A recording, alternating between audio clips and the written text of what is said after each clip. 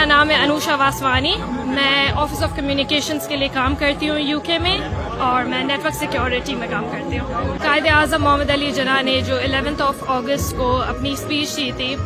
جس میں انہوں نے کہا تھا کہ ایک ایسا وقت آئے گا کہ جو ہمارے پاکستانی ہیں, ریگارڈلیس آف اینی فیتھ, کیونکہ میں ہندو ہوں,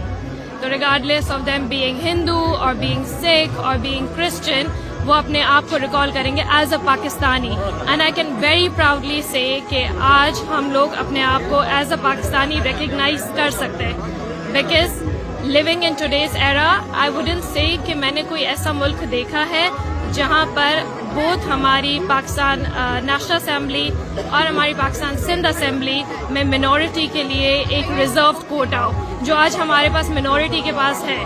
تو آج میں اپنے آپ کو بہت پراؤڈلی ایک پاکستانی کال کروں گی, and I can say that Quaid Azam محمد علی جناح نے جو ورڈز کہے تھے 11 اگست کو, وہ ہم آج سچ ہوتے ہوئے دیکھ سکتے ہیں.